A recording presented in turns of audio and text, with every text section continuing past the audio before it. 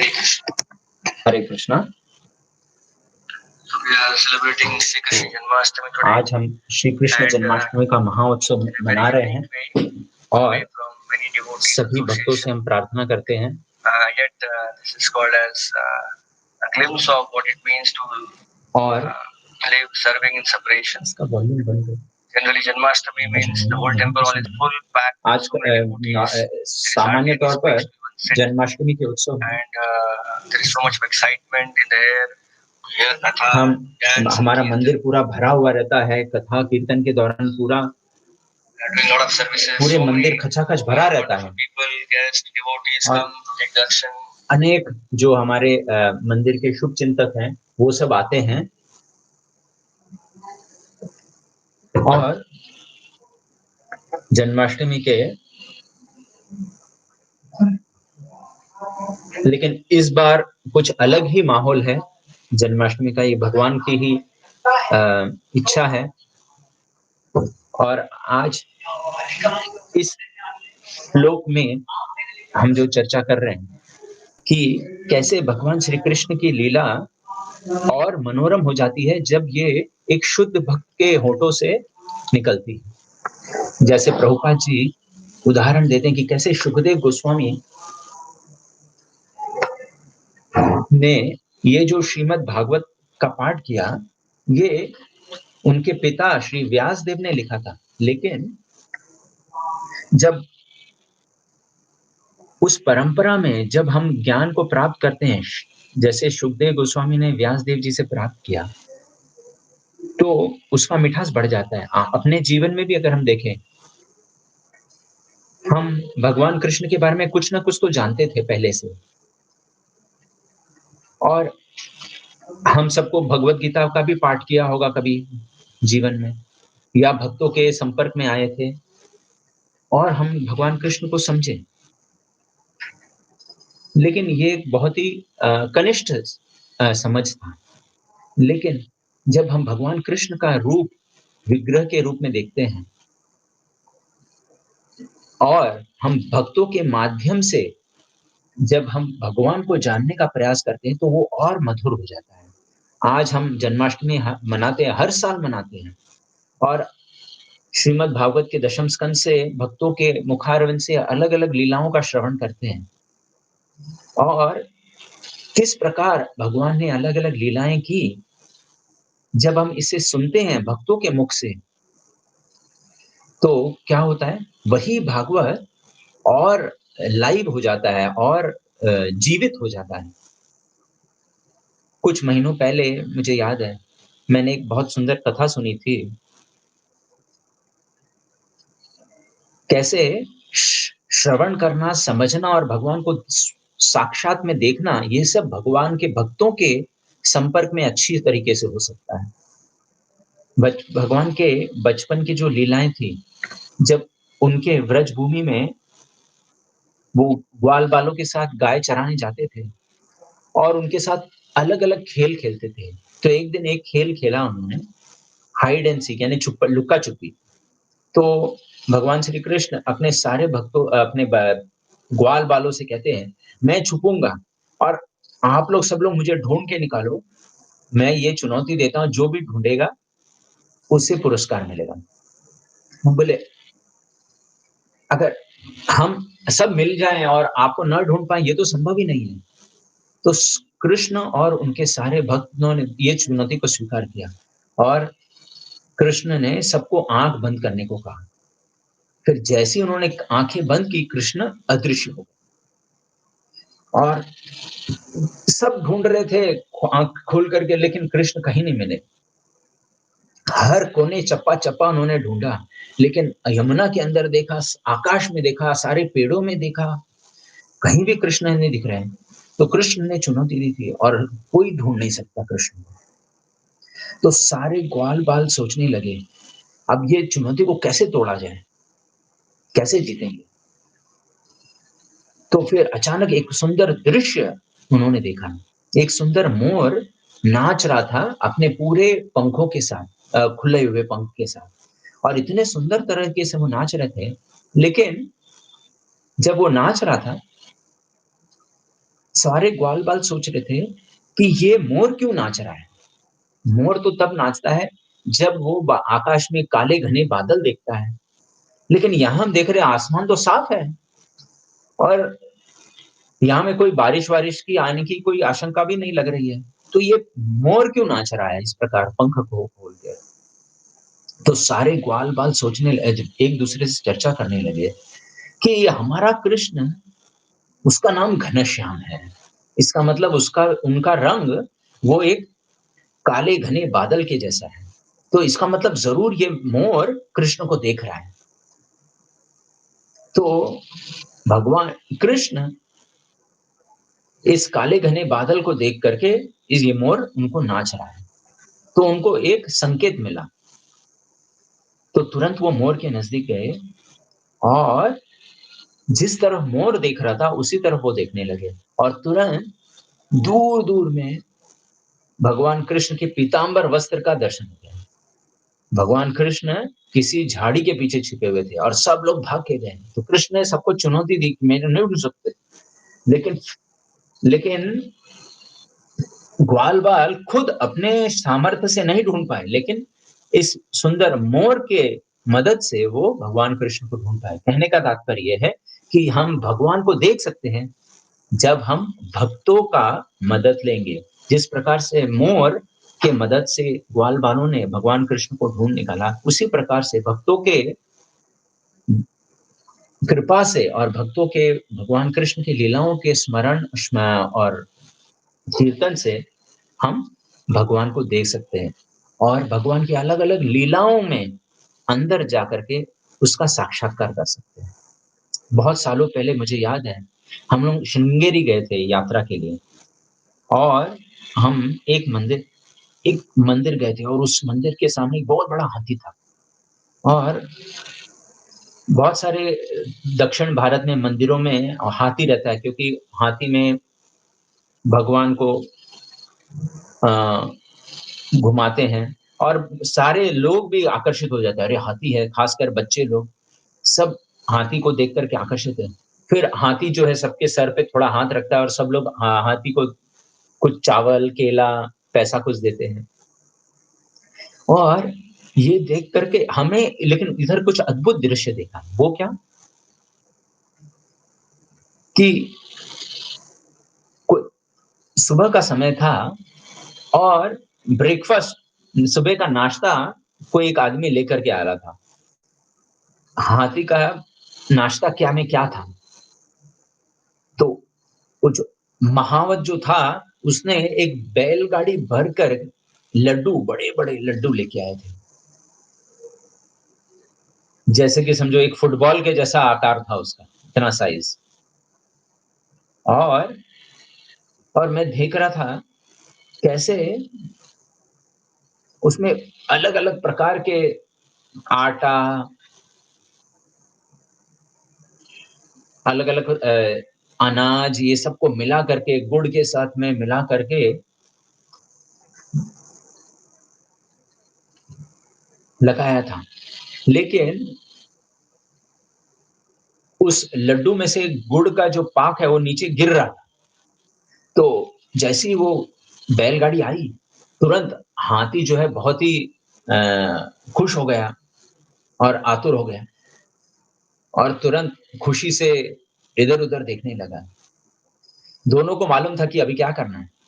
उसने अपने मुँह खोला और सूँड़ को ऊपर किया और फिर जो हाथी का महावत था, उसने एक-एक लड्डू उठाए, इतने बड़े-बड़े और उसके मुँह के अंदर फेंकता था और वो उसके मुँह के अंदर जाता था और तुरंत वो हाथी मुँह को दबाता था और अंदर लड्डू गायब। एक दूसरा, दूसरे के बाद तीसरा, चौथा, पाँचवाँ, करीब 25 लड्डू ऐसे उस एक हाथी ने खाया। कोई देखेगा तो सोचेगा, अरे 5-6 लड्डू में ही किसी का पेट भर जाएगा, हाथी का भी। लेकिन नहीं, 25 लड्डू सब उसके नाश्ते में खत्म हो गया। कुछ ही क्षणों में वो सब गायब हो गए। और ये महावत जो है फेंक रहा था उसके मुँह के अंदर और 25 लड्डू पूरे खा लिए उसने। और फिर पानी पीने का समय आ गया। तो फिर हमने सोचा अरे पानी किसमें आएगा? तो माहौल जो है, वो पास में गवर्नमेंट का पाइपलाइन था, उसका उसका हौस को खोला और वो और उसने जो मुँह खोला था, वो पाइप को ही सीधे उसके मुँह के अंदर डाल दिया। और वो हाथी जो है, वो पाइप से सीधा-सीधा पानी-पानी पीते जा रहा था। तो अच्छा नाश्ता हो गया, अच्छे से पानी भी पिया। सब लोग बहुत आनंद से देख रहे थे, अरे बाप रे! क्या हो रहा है ये? और इसके बाद खा रहा था हाथी, कुछ-कुछ जो उसके टुकड़े नीचे गिर रहे थे और जैसे-जैसे वो टुकड़े नीचे गिर रहे थे और वहाँ पे हज़ारों-हज़ारों चींटियाँ आ गईं और वो भी एक बहुत बड़ा फ़ीस्ट खाने लगे। जो उसके मुँह से जो टुकड़े गिरते थे, एक हाथी के मुँह से जो भी चूरा गिरता था, तो उससे चींटी का हज़ारों संख्या में उनका भी भोजन हो जाता था। तो ये भी पूरे समाज के लिए हैं, आनंद हो गए। तो उसी प्रकार से जब शुद्ध भक्त भगवान श्री कृष्ण के लीलाओं का श्रवण करके आस्वादन करते हैं, तो वो क्या आनंद प्राप्त करते हैं, ये शायद हम कभी समझ भी नहीं सकते हैं। लेकिन जब वो कृष्ण के लीलाओं में पूरी तरीके से मुक्त हो जाते हैं, तो उनके मुख से कुछ तो निकलता है थोड़े बहुत और वो हम सबके लिए इस भौतिक दुनिया में हम उस छोटे-छोटे से 1-2 बूँद में हम डूब जाते हैं। और श्रील प्रभुपाद ऐसे एक बहुत ही अद्भुत उदाहरण हैं। वो कृष्ण कथा में हमेशा डूबे हुए रहते थे और कभी क रात को समय में वो किताबें लिखते थे और कभी-कभी कथा करते थे और वो जो लिखे, वो हम सबको दे दिया और हम सबके लिए एक किताब नहीं दिया उन्होंने। कभी-कभी भक्त लोग कहते थे कि प्रभुपाद से कहते थे कि अरे इसके लिए तो हमारा जीवन भर लग जाएगा। प्रभुपाद बोले एक जीवन नहीं, अनेक जीवन लग जाएँगे इन सारे किताबों को पढ़ने के लिए और समझने के लिए और हम सबको ये डुबा देता है। तो जो भी भगवान कृष्ण और कृष्ण भक्ति के बारे में, कृष्ण भावनामृत के बारे में हमें जो भी ज्ञान प्राप्त है, ये सब महाप्रसाद है, जो कि हमें भक्तों और आचार्य गणों से प्राप्त हुआ है। और ये हम सबके लिए बहुत महत्वपूर्ण है जानना कि हम अपनी कृतज्ञता व्यक्त करें और श्रद्धा अर्पित करें श्रील प्रभुपाद को और अन्य आचार्यगणों को। श्रील प्रभुपाद की कृपा से हम भगवान श्री कृष्ण के बारे में कुछ तो समझ सके हैं और गुरु और भगवान श्री कृष्ण के वचनों पर श्रद्धा रख करके हम अपनी कृतज्ञता को व्यक्त कर सकते हैं। एक अद्भुत कथा है, महाराष्ट्र के से है। एक एक भक्त था जिसका नाम था रामदास और वो प्रभु रामचंद्र जी के अनन्य भक्त थे। हर हर दिन वो रामायण का पाठ करता था और क्योंकि वो इतने सुंदर तरीके से रामायण पाठ करते थे, तो बहुत लोग आते थे सुनने के लिए और कभी-कभी बहुत सारे असंख्य लोग आ जाते थे रामायण सुनने के लिए।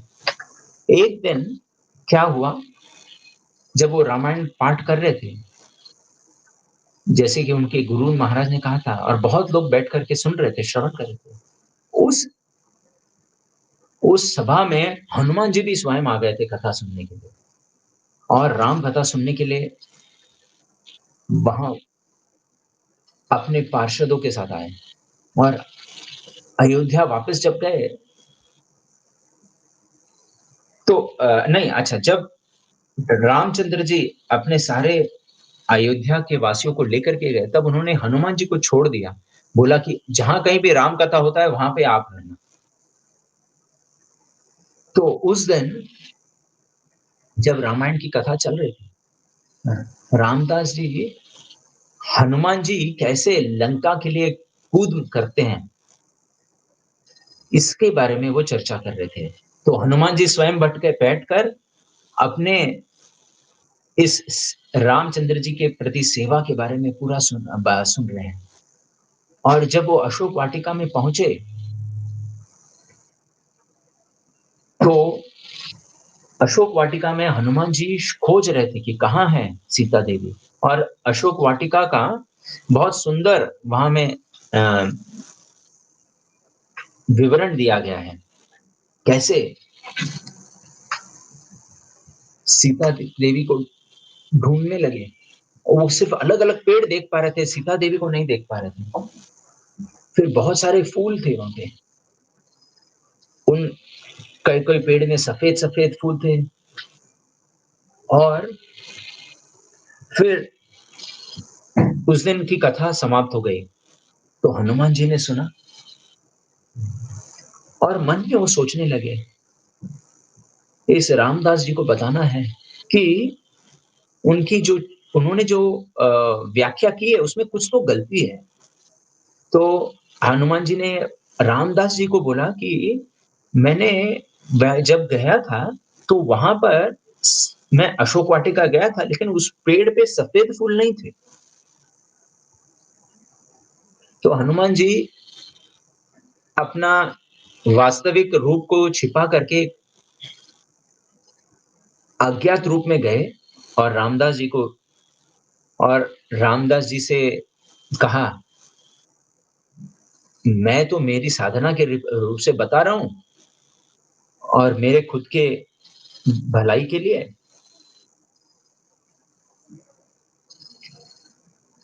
फिर हनुमान जी ने उनको बताया कि एक छोटी-सी गलती है, वो जो फूल थे, सफ़ेद रंग के, वो सफ़ेद नहीं, वो लाल थे। तो रामदास ने कहा, ये है कैसे?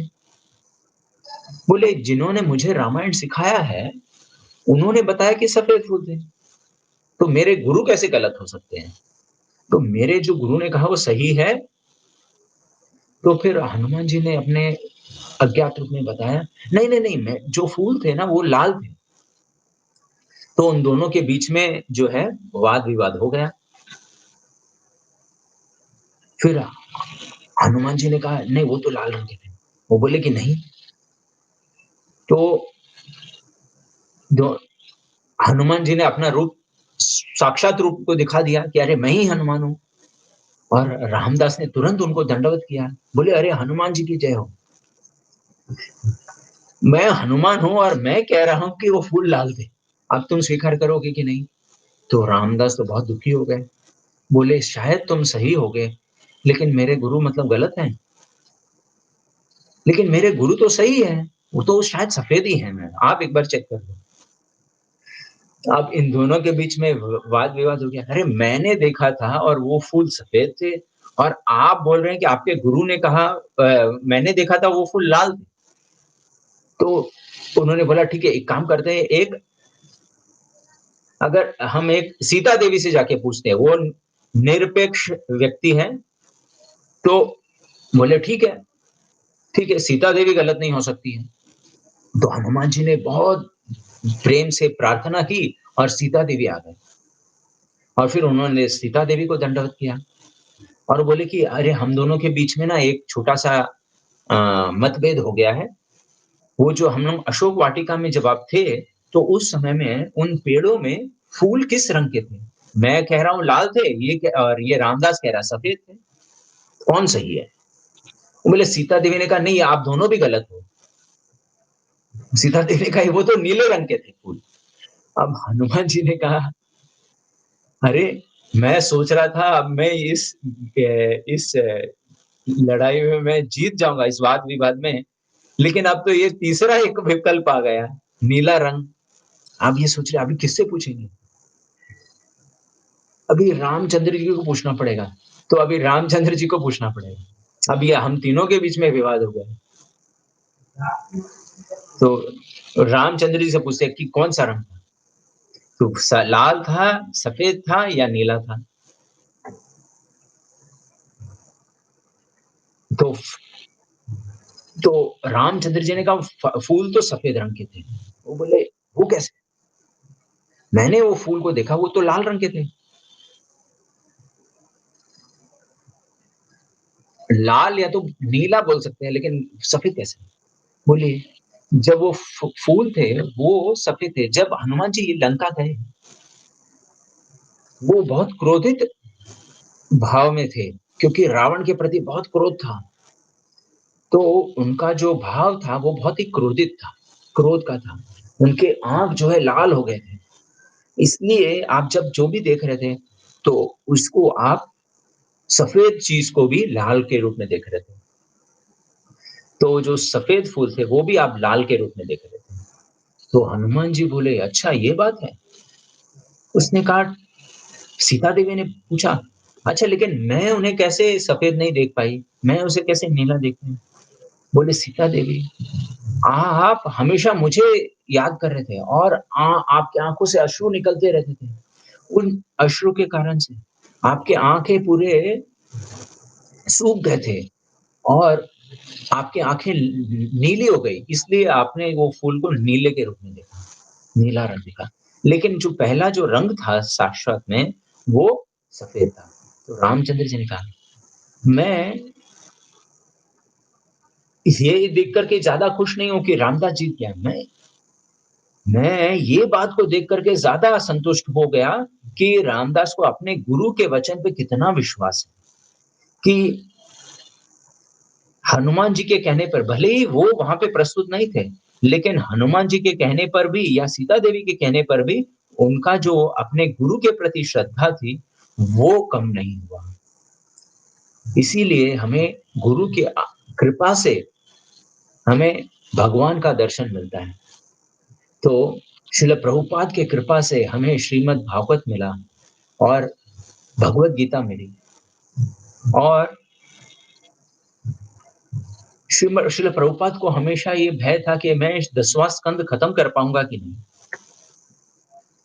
इसलिए श्रील प्रभुपाद हमेशा सोचते थे कि इस दुनिया को श भगवान श्री कृष्ण के लीला से वंचित नहीं रखना चाहिए। इसीलिए उन्होंने बीच में ही रुक कर श्रीमद् भागवत के अनुवाद को रोक कर उन्होंने दशम स्कंद को कृष्णा किताब के रूप में प्रस्तुत किया।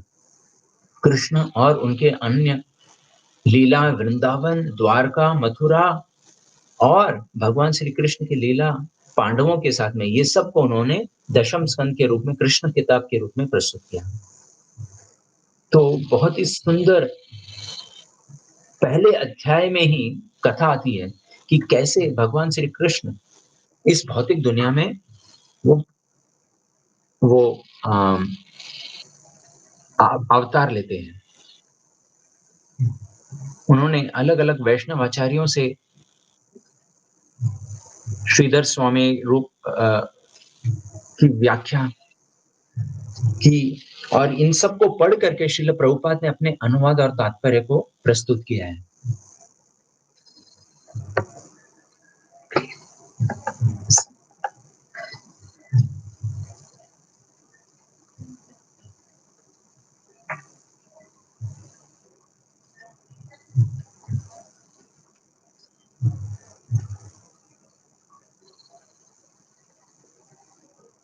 तो हम देखते हैं कि कैसे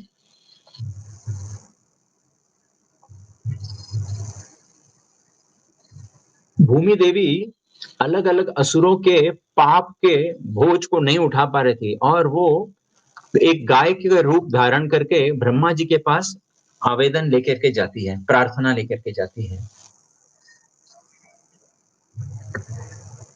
वो किस ब्रह्मा जी के पास गई? वैराज ब्रह्मा, जो ब्रह्मा जी सत्यलोक में है, वो उसके पास नहीं है। विश्वनाथ चक्रवर्ती पाद कहते हैं कि पहले के राजा थे, वो अपने पुत्री को ब्रह्मा जी के पास लेने गए, मिलाने गए और वो जब गए, एक गंधर्व थे, वो ब्रह्मा जी के लिए गा रहे थे, तो उन्हें रुकना पड़ा उस गाना खत्म होने के लिए। जब गाना खत्म हुई, तो महाराज रैवत ने कहा, मेरी रेवती मेरी पुत्री है, वो शादी के विवाह के योग्य है, तो किससे इसकी शादी करानी चाहिए? तो ब्रह्मा जी ने कहा, "अरे! आप इतने समय यहाँ में रुक गए, लेकिन इसी दौरान कितने चतुर्युग निकल गए। जो भी आपके ध्यान में है, वो सारे लोग अभी मर गए हैं। तो विश्वनाथ चक्रवर्ती ठाकुर कहते हैं, गौ माता को मालूम था कि अगर मैं सत्यलोक जाके आऊँ तब यहाँ में सब कुछ बीत जाएगा, तो वो सत्यलोक नहीं गए। वो एक और स्थान पे गए जहाँ पे ब्रह्मा जी रहते हैं, का आवास है, वो है मेरू पर्वत के ऊपर। जैसे कि बहुत अमीर लोग हम देखते हैं, उनका साउथ बॉम्बे में भी घर है, फिर अलग-अलग शहरों में घर है या कोई फार्म हाउस है, तो अलग-अलग देवी-देवताओं के भी अपने-अपने अलग-अलग घर हैं। अपना जो घर है, उसके अलावे अलग-अलग फार्म हाउस वगैरह हैं। तो भूमि देवी सारे देवताओं को साथ में लेकर के इंद्र, वायु सबको लेकर के वो ब्रह्मा जी के पास मदद माँगने गए।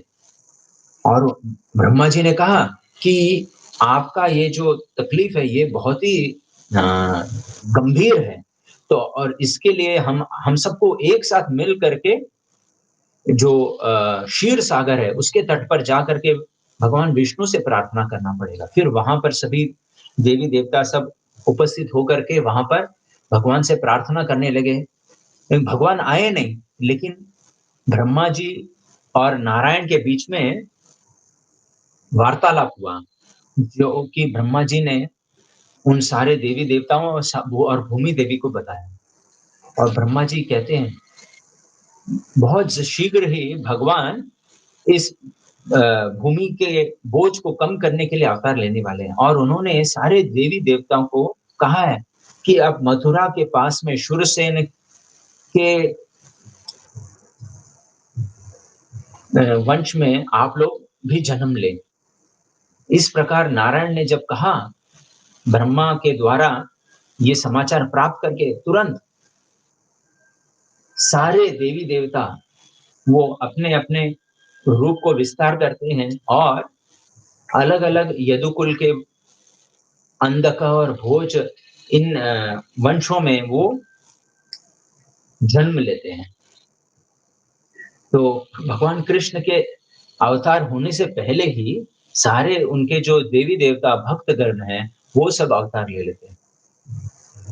तो श्रील प्रभुपाद जी फिर बताते हैं कि कैसे कंस अपने बहन की शादी वसुदेव से करवाते हैं। देवकी का विवाह वसुदेव से। और कंस देवकी के इतना प्रेम करते थे कि उसको छोड़ने के लिए स्वयं वो कंस सारथी का सेवा स्वीकार करते हैं। और जब वो रथ को चला करके लेके जा रहे हैं मायके से ससुराल तक, उसी दौरान अचानक जोर से आकाशवाणी होती है। तात्पर्य में श्रील विश्वनाथ चक्रवर्ती कहने लगे कि ये आकाशवाणी का कारण क्या था? कंस तो लेके जा रहे थे देवकी को प्रेम के साथ। इस आकाशवाणी की वजह से कितना कुछ उथल-पुथल हो गया। और देवकी को इतना उन्होंने तकलीफ दिया, इसकी क्या आवश्यकता थी? देवी-देवता ये सोच रहे थे कि ये कंस देवकी के इतने प्रिय हैं, देवकी से इतना प्रेम करते हैं, अगर वो इसी प्रेम के साथ में अगर प्रेम करेंगे और अगर उनका प्रेम की वजह से वो कृष्ण के साथ भी इतना प्रेम करेंगे, तो फिर इस प्रेम की वजह से भगवान कृष्ण देवकी भी शायद कह सकती है कृष्ण से कि अरे! आप मेरे भाई का वध मत करना। और उस वात्सल्य प्रेम की वजह से भगवान श्री कृष्ण ने भी सोचा होगा, अरे! वो मेरे मामा हैं, उसको क्यों मारूँ? तो जब तक कंस अपने यहाँ सही रूप ना दिखाए एक असुर का, तब तक ये कृष्ण का वध कंस का वध संभव नहीं। तो इसीलिए उन्होंने इस प्रकार का आकाशवाणी करवाया। हे कंस तुम मूर्ख हो, इस देवकी के 8वें जो पुत्र है, वो तुम्हारा मौत का कारण बनेगा। तो जो प्रेम के साथ कंस देवकी को लेके जा रहे थे, तुरंत वो अपने क्रोध में देवकी के बालों को एक हाथ से पकड़ा और दूसरे हाथों से अपने तलवार को निकाल करके उसका सर जो है धड़ से अलग करने वाला था। उसके भाव में पूरा जो है क्रोध और द्वेष आ गया। तो कंस ने वसुदेव ने कंस का गुणगान किया और अलग-अलग कारण बताए कि कैसे कैसे देवकी को मारकर उसका यश जो है पूरी तरह खत्म हो जाएगा, अपयश में बदल जाएगा। इतना बड़ा वो राजा है लेकिन एक अबला स्त्री का हत्या करना ये ठीक नहीं। और उन्होंने ये भी वचन दिया कि जो भी बच्चा पैदा होगा वो सारे बच्चों को मैं आपके सुपुर्द कर दूँगा। कंस इतना क्रूर आदमी था लेकिन फिर भी वो वसुदेव के अ, बात को समझ गया, स्वीकार किया। उसको लगा अरे मुझे देवकी को मारने की क्या ज़रूरत है? वसुदेव ने अगर वचन दिया है तो निश्चित रूप से वो अपने वचन को निभाएगा। तो पहले 6 बच्चों को कंस मार देता है। विश्वनाथ चक्रवर्ती ठाकुर हरिवंश पुराण में कहते हैं कि क्या कारण था कि देवकी को अपने 6 बच्चों को इस प्रकार छठ गर्भ को अपने आँखों के सामने मरते हुए देखने की क्या कारण थी? तो इस कथा के बारे में बताते हुए विश्वनाथ चक्रवर्ती ठाकुर बताते हैं कि ये 6 बच्चे इससे पहले अपने जन्म में और उसमें कम से कम और उनका संबंध था। वो संबंध क्या था? जब ब्रह्मा जी विसर्ग का सृष्टि कर रहे थे, तो बहुत सारे बच्चों का उन्होंने उत्पत्ति किया। एक था मारीच, यानी जिसका मतलब है मन से और ये मारीच ये एक बहुत बड़े ऋषि थे और अपने शरीर से उन्होंने 6 बच्चों को जन्म दिया और प्रजापति के रूप से उन्होंने अपने परिवार का विस्तार किया। एक दिन ब्रह्मा जी बताते हैं कि ब्रह्मा जी के द्वारा वो बताते हैं कि किस प्रकार काम इतना शक्तिशाली है कि ब्रह्मा जी स्वयं अपने पुत्री के प्रति आकर्षित हो जाते हैं और उसके पीछे भागते हैं। तो ये बहुत बड़ा सभी लोग बहुत बड़ा गलत शिष्टाचार हो गया। तो तो ये जो 6 पुत्र थे, मारीच के पुत्र, जब उन्होंने ब्रह्मा जी के पीछे अपने पुत्री के पीछे भागते हुए देखा, वाघ के पीछे, तो वो हँसने लगे। तो ब्रह्मा जी का दौड़ना ये तो गलत बात थी, लेकिन इससे भी ज़्यादा कि इतने छोटे बच्चे ब्रह्मा जी जैसे इतने महान व्यक्ति को के ऊपर हँसना, तो ये उस ब्रह्मा जी के अपराध से भी कहीं बहुत बड़ा अपराध था। तो सारे जो ऋषि-मुनि थे और मरीचि, सब ने उनको श्रापित किया कि आप अपने दादाजी पर आप हँस रहे हो, तो आपका हँसना ठीक नहीं। इसलिए आप जो है असुर बन जाओगे। और ये 6 बच्चे ने अपने गलती को समझ लिए और फिर उन्होंने प्रार्थना करे सारे ऋषि मुनियों से कि अभी हमें तो असुर का रूप दिया है, लेकिन आप हम पर कृपा करें। तो फिर उन्होंने कहा ठीक है, आपको कृष्ण की कृपा प्राप्त होगी और फिर आप जल्द ही इस लोक में वापस आ जाओगे। तो ये जो 6 पुत्र थे मरीचि के, वो अगले जन्म में कालनेमि के पुत्र के रूप में जन्म लेते हैं। वो हिरण्याक्ष के पुत्र हिरण्याक्ष की जब मृत्यु हुई तो हिरण्यकशिपु बहुत अ, क्रोधित हुए, उन्होंने बहुत तपस्या की, शक्ति प्राप्त किया और उन्हें कोई प्रतियोगी नहीं चाहिए था। तो कालनेमि जो हिरण्याक्ष के जो पुत्र थे, उसके 6 पुत्र थे, वो भी देवी-देवताओं के पास में जाकर के वो अलग-अलग शक्तियाँ प्राप्त करने लगे। तो उन्होंने अलग से जाकर के तपस्या की और अलग-अलग शक्तियाँ प्राप्त की कि हिरण्यकशिपु के जैसे ही शक्ति प्राप्त की। तो वो भी हिरण्यकशिपु जैसे शक्ति प्राप्त करने के इच्छुक हो गए और ऐसे आशीर्वाद प्राप्त करके वो अंत में जब हिरण्यकशिपु को मालूम पड़ा, अच्छे मेरे ही कुल में हाँ, मेरे ही भाई के पुत्र भी मेरे जैसे शक्ति को प्राप्त किए हैं, बिना मेरे से पूछे, बिना मेरी अनुमति के। तो हिरण्यकशिपु बहुत क्रोधित हो गए कि ये कालनेमी के 6 पुत्र उन्होंने हि हिरण्यकशिपु ब्राह्मण थे जन्म से, इसलिए उन्होंने वापस उसे श्रापित किया कि तुमने आप लोगों ने मेरे अनुमति माँगी नहीं, अपने पिता से भी नहीं कहा, तो मैं जो पिता आपको जन्म दिए, वही आपके मृत्यु के भी कारण बनेंगे। आपके ही पिता आपके मृत्यु का कारण बनेंगे और फिर आप असुर के जनकुल में जन्म लेंगे।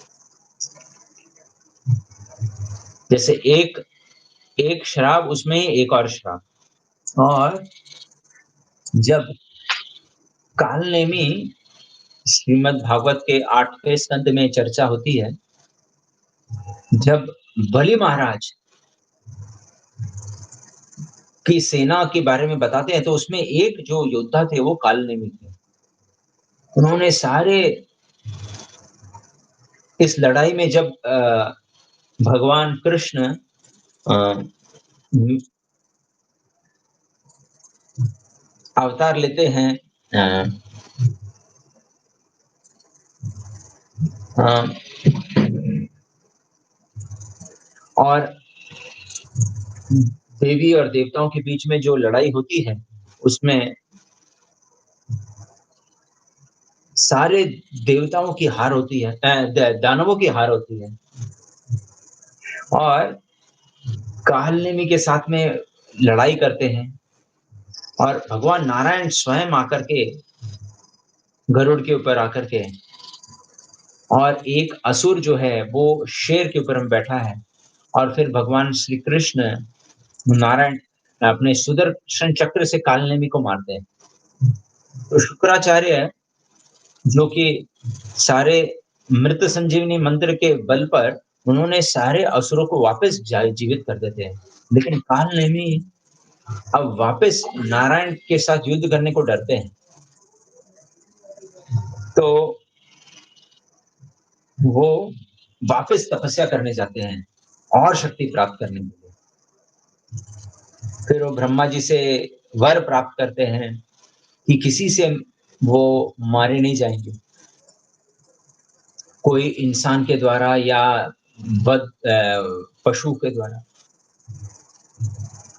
लेकिन वो बोले भगवान के हाथों मरेंगे नहीं, इस प्रकार का आशीर्वाद माँगा, लेकिन भगवान जी ने कहा ये मैं नहीं दे सकता। तो कालने में सोचने लगता है कि मैं कैसे क्या करूँ मैं? तब कालनेमी ने निश्चय किया, अगर मैं देवताओं का नियंत्रक नहीं बन सका, तो मैं भूमि में जन्म लेता हूँ और वहाँ मैं नियंत्रक बनता हूँ। और फिर कंस नहीं, कालनेमी इस यदुकुल में कंस के रूप में जन्म लेता है, उग्रसेन महाराज के घर में। और कंस जो है, उग्रसेन महाराज के पत्नी के गर्भ में कंस का बीज डालते हैं और कालनेमी और उसके पुत्र भी देवकी के पुत्र के रूप में जन्म लेते हैं और कंस के हाथों वो मारे जाते हैं। तो विश्वनाथ चक्रवर्ती ठाकुर और श्रीधर स्वामी बताते हैं और भी इस लीला के बारे में। वो कहते हैं कि कैसे देवकी को इन सारे अलग-अलग अ, इस प्रकार के दुःख से क्यों गुज़रना पड़ा। तो देवकी हम सब बद्ध जीवों का प्रतिनिधित्व करती हैं। तो देवकी 8वें बच्चे के रूप में भगवान श्री कृष्ण को जन्म देती हैं। तो पहले 6 बच्चे मारे गए, 7वां बलराम जी और फिर 8वें भगवान श्री कृष्ण। श्रील प्रभुपाद कृष्ण किताब में कहते हैं, माँ देवकी बहुत भयभीत थी कंस के। कंस ये भौतिक दुनिया के प्रतिनिधि हैं। तो उस भय के वजह से वो जो उसके जो 6 अनर्थ हैं, इनसे वो छुटकारा पाई। क्योंकि मरीचि यानी मन से, मन के जो पुत्र हैं, मन के जो पुत्र हैं वो ये अनर्थ है, काम, क्रोध, लोभ, मोह, मद और मात्सर्य के रूप में। तो ये जो 6 अनर्थ हैं, इसे कंस के भय से ये कारण से ये मारे जाते हैं। तो प्रभुपाद जी कहते हैं, जिस प्रकार देवकी कंस के भय से भयभीत, हमें भी इस भौतिक दुनिया के से भयभीत होना चाहिए। तभी हम हमारे 6 अनर्थों से के ऊपर जीत पाएँगे और फिर अगर कोई भक्त बहुत अ, धैर्यशाली, बहुत ही उसको अगर शक्ति है, अपने ऊपर भरोसा है, तो फिर वो भयभीत नहीं होगा भौतिक दुनिया के प्रति। तो बहुत जीवन से हम इस भौतिक दुनिया में जीवन व्याप कर रहे हैं, लेकिन हमें इसके प्रति सही भय नहीं है। तो देवकी के रूप में कि जैसे जब हम इस भौतिक दुनिया से भयभीत होंगे, तो फिर 7वें पुत्र के रूप में बलराम जी, जो कि रोहिणी के पुत्र थे, तो वो देवकी के गर्भ में कैसे आए? तो रोहिणी के पुत्र थे, लेकिन भगवान श्री कृष्ण चाहते थे कि देवकी के गर्भ को तैयार करें अपने अवतार के लिए, ताकि भगवान श्री कृष्ण आगे चल कर के अवतार ले सकें। कभी-कभी हम लोग जब खेती करते हैं, तो खेती करते समय हम पहले क्या करते हैं? खेत को पहले जोतते हैं। तो उसी प्रकार से यहाँ पर बलराम जी आकर के माँ देवकी के गर्भ को जोत करके उसे साफ करते हैं और फिर बलराम जी का वो ट्रांसफर करते हैं देवकी के गर्भ से रोहिणी के गर्भ में। और फिर दूसरी बात होगी, और बलराम जी को क्यों देवकी के गर्भ से जन्म होने नहीं दिया? क्योंकि अगर जन्म होता, तो फिर कंस आते थे बलराम को मारने और बलराम जी क्रोधित होकर के कंस को तभी मार देते थे। तो फिर ऐसा न हो, इसलिए उनका अदला-बदली हो जाता है। और फिर आपके लिए दूसरा जो कार्य है, वो है देवकी के गर्भ से रोहिणी के गर्भ में ट्रांसफर करना है। तो वो योग माया से कहते हैं। योग माया अपनी पूरी शक्ति से ये प्रयास करती, लेकिन संभव नहीं था। बलराम जी को एक जगह से दूसरे जगह लेके जाना, तो भगवान श्री कृष्ण को उनको योग माया को शक्ति देना पड़ा और फिर योग माया इस कार्य में सफल हुई। देवकी के गर्भ से रोहिणी के गर्भ में ट्रांसफर किया और फिर तीसरा जो कार्य दिया कि आप जो है यशोदा माई के घर में उनके पुत्री के रूप में आप जन्म लें और फिर जब आप जन्म लेते हैं, तो गोकुल में सब जो है, सब सो जाने चाहिए। किसी को मालूम नहीं पड़ना चाहिए कि आप उनके गर्भ से जन्म लिए और फिर मेरा और आपका अदला-बदली होगा और फिर आप देवकी के 8वें बच्चे के रूप में आप यहाँ पे आ जाना। तो विश्वनाथ चक्रवर्ती ठाकुर कहते हैं, जब ये आकाशवाणी हुआ, उन्होंने ये नहीं कहा कि 8वां पुत्र, उन्होंने बोले 8वां बच्चा, अष्टम गर्भ, क्योंकि उनको मालूम था कि कंस को भ्रमित करना है। तो इसीलिए कंस एक पुत्री के रूप में आए। 8वें बच्चे को देख करके कंस को बहुत कॉन्फिडेंस आ गया, विश्वास आ गया, आत्मविश्वास। और उस आत्मविश्वास को खत्म करने के लिए क्या किया? जो 7वां जो बच्चा था, कंस को मालूम था कि देवकी के गर्भ में है बच्चा और फिर जिस दिन अचानक जब वो बच्चे को रोहिणी के गर्भ में ट्रांसफर कर दिया गया, तो देवकी का गर्भपात हो गया, ऐसा लग रहा था। तो कंस बहुत विचलित हो गया कि अरे ऐसा कैसा? तो कंस का जो भी प्लान था, वो पूरा बदल गया। और फिर 8वां पुत्र नारायण के रूप में आएँगे और फिर अचानक कंस देखते हैं, अरे! ये तो एक स्त्री है, एक बच्ची है। तो दोनों को देख कर के कंस जो है भ्रमित हो जाते हैं, विचलित हो जाते हैं। बोले बच्चा हो या बच्ची मैं फिर भी मार डालूँगा। तो उस बच्ची को जब वो मारने जाते हैं, तो वो बच्ची उनके हाथों से बाहर निकल कर के महामाया का रूप दिखाती है। और जब भगवान श्री कृष्ण उन्हें कहते हैं कि आप यशोदा के गर्भ में योग माया के रूप में आएँगे, लेकिन जब आप कंस के कारागार में आएँगे, तो आप महामाया बन जाना। तो षठ और इन सबको सुतल लोग भेजा और फिर मेरे बहन के रूप में और बलराम जी का ट्रांसफर है। तो इन तीनों की वजह से आप जो है बहुत ही अ, फेमस हो जाओगे पूरे दुनिया में और सब आपकी पूजा करेंगे। इस प्रकार योग माया भगवान श्री कृष्ण की सेवा में सेवा करती है। तो भगवान श्री कृष्ण का आविर्भाव का सुंदर अ, चर्चा कृष्ण किताब में प्रभुपाद जी करते हैं। और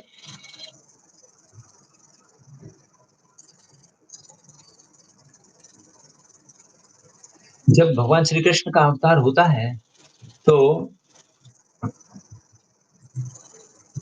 भगवान कृष्ण आविर्भाव रात के 12 बजे होती है, मध्य रात्रि में। लेकिन भगवान श्री कृष्ण ने वसुदेव को कहा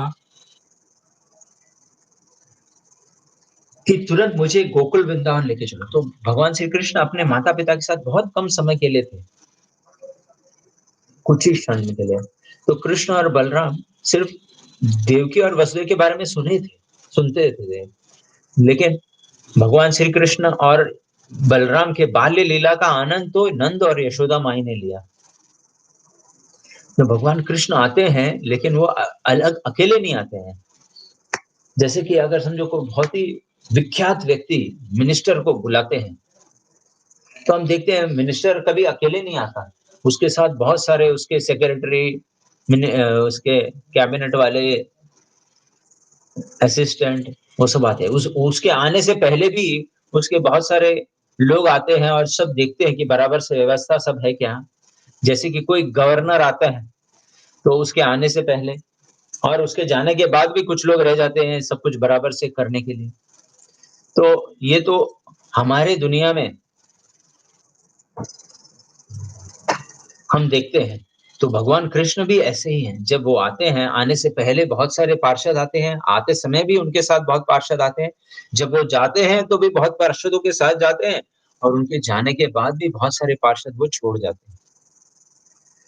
तो इस प्रकार भगवान श्री कृष्ण अपने उद्देश्य को सफल करते हैं। जब वो आते हैं 3 कारण के लिए आते हैं। अपने स भक्तों का उद्धार करने के लिए और असुरों का संहार करने के लिए और धर्म की स्थापना करने के लिए। बहुत सुंदर तरीके से हमें सुनना चाहिए कृष्ण का जन्म क्यों होता है?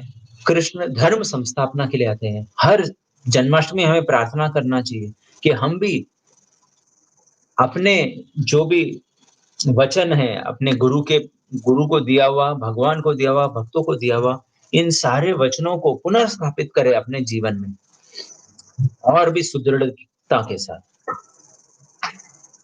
और अपने अपने आप को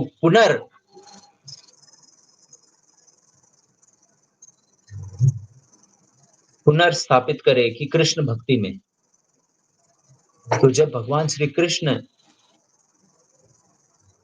आते हैं, तो वो अपने पार्षदों के साथ भी आते हैं और अपने दिव्य धाम के साथ भी आते हैं।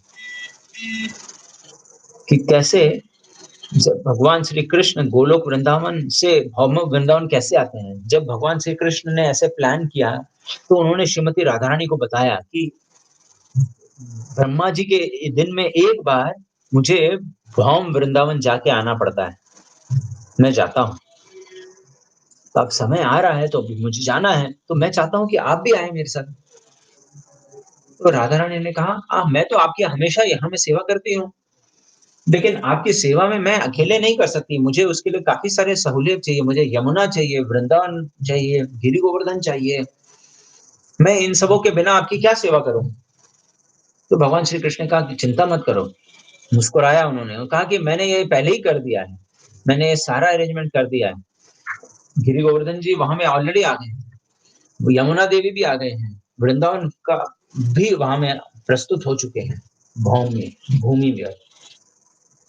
तो जब भगवान कृष्ण अवतार लेते हैं, तो वो अपना प्लेटफ़ॉर्म को भी लेके आते हैं, अपने लीलाओं करने के लिए। जैसे कि अगर समझिए बहुत बड़ा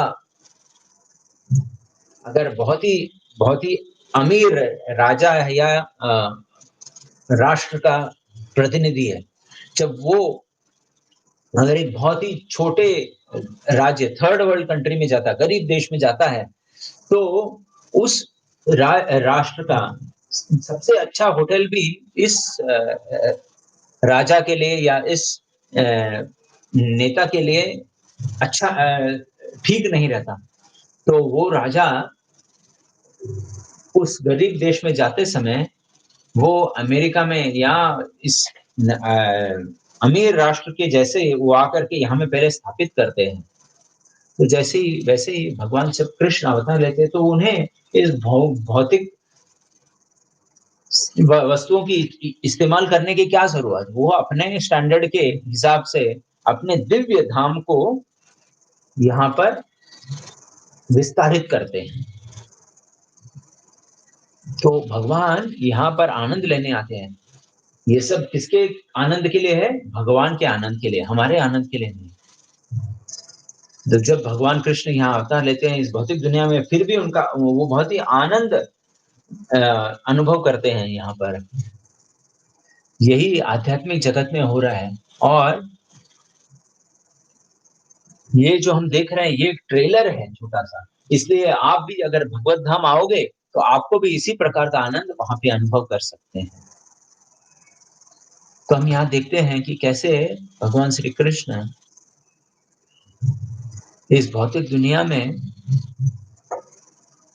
अलग-अलग लीलाओं से हम देख सकते हैं कि भक्ति पुरुषोत्तम महाराज एक बार कथा करते समय बताते हैं कि कैसे है कि भगवान कृष्ण जब अवतार लेते हैं, तो वो अलग-अलग लीलाएँ करते हैं और वो अनेक सुंदर भक्त हैं, जो इन लीलाओं का बहुत सुंदर विवरण बताते हैं, ताकि हम सबको इसके आकर्षित कर सकें। तो श्रील प्रभुपाद भी ऐसे ही भक्त थे। उनको मालूम था कि कैसे इस लीला को प्रस्तुत किया जाए, जिससे कि इस भौतिक दुनिया के सारे लोगों को आकर्षित कर सकें। इससे पहले भी भागवत था, लेकिन कोई लोग इसे पढ़ने के लिए इतने उनको उनको रुचि नहीं आता था, लेकिन प्रभुपाद जी ने जिस प्रकार से उसे प्रस्तुत किया ताकि अंग्रेज़ी भाषा में हम यहाँ पे देखते हैं कि कैसे प्रभुपाद जी कहते हैं कि आचार्यगण को मालूम है कि कैसे इन लीलाओं को प्रस्तुत किया जाए ताकि भौतिक जीव का मन को आकर्षित किया जा सकता है। तो कथा के साथ-साथ कृष्ण किताब में हम देखते हैं अलग-अलग कथा के साथ-साथ जो तत्व है, जो मर्म है, सिद्धांत है, उसको भी हमें प्रस्तुत किया है। सिद्धांत बलिए न कर आलस। हमें सिद्धांत को त्याग नहीं करना है। कथा और सिद्धांत दोनों को हमें एक तालमेल के साथ में एक संतुलित मात्रा में स्वीकार करना है। तो कृष्ण भक्ति का ये बहुत ही सुंदर प्रस्तुतिकरण किया है श्रील प्रभुपाद के और उनके शिष्यों के द्वारा। कैसे हम लीला और फिलॉसफी दोनों को हम महत्व देते हैं। भक्ति पुरुषोत्तम महाराज बता रहे थे कि जब भक्त लोग क्लास देते हैं, तो वो फिलॉसफी और लीला इतने सुंदर तरीके से बताते हैं कि सब लोग जो है, पूरे तरीके से ध्यान लगा के सुनते हैं। जब लोग कथा सुनते हैं, लोग पद्मासन में बैठ कर के सुनते हैं, लेकिन अगर फिलॉसफी बढ़ गया, तो फिर क्या होता है? थोड़ा आसन पद्मासन से शवासन में बदल जाता है। तो हमारा कथा जो है, फिलॉसफी और कथा दोनों का मिश्रण होना चाहिए। ताकि लोग शवासन में जाएँ। और लेकिन अगर बहुत ही कथा होता रहेगा तो फिर क्या होगा? तो लोगों का सर जो है थोड़ा भारी हो जाता है। और ऐसा लगता है शायद उनको अनुभव होता है कि हमने शायद शीर्षासन किया है। तो कृष्ण भक्ति में हम देखते हैं, हमें बहुत-बहुत घंटे तक कृष्ण कथा सुनने का आदत है। श्रील प्रभुपाद के कृपा से जो भी व्यक्ति इस मंदिर में आता है, वो सिर्फ दर्शन लेके नहीं जाता। वो कथा भी श्रवण करता है 1 घंटे तक और फिर कीर्तन में नाचते हैं और फिर उसे प्रसाद भी मिलता है। तो ये एक बहुत ही अचंभित करने वाली चीज़ है कि हम लोगों को सिर्फ कृष्ण भगवान के दर्शन ही नहीं देते, उसके साथ-साथ उन्हें भगवान कृष्ण की लीलाओं का श्रवण भी करवाते हैं। तो भगवान ये जन्माष्टमी का यही मर्म है। अब हम देखते हैं प्रभुपाद जी की कृपा से जन्माष्टमी का उत्सव पूरे विश्व में सब जगह में मनाया जाता है। जैसे भगवान श्री कृष्ण सूर्य के समान हैं, जैसे सूर्य देव पूर्व दिशा से वो उगते हैं और फिर धीरे-धीरे वो पश्चिम की ओर बढ़ते हैं। लेकिन सूर्य हर जगह में कहीं न कहीं तो उगता है। उसी प्रकार से इस्कॉन संस्था में भी हम देखते हैं भगवान श्री कृष्ण का जो सूर्य है, वो कहीं न कहीं उसका उदय हो रहा है। जन्माष्टमी कल भी किस जगह में कल भी कहीं न कहीं मनाया गया और आज उलट-पलट रहे हैं। और हम हम आज बहुत जगह आज मना रहे हैं, तो 2 दिन कथा हो रहा है, 2 दिन कीर्तन हो रहा है।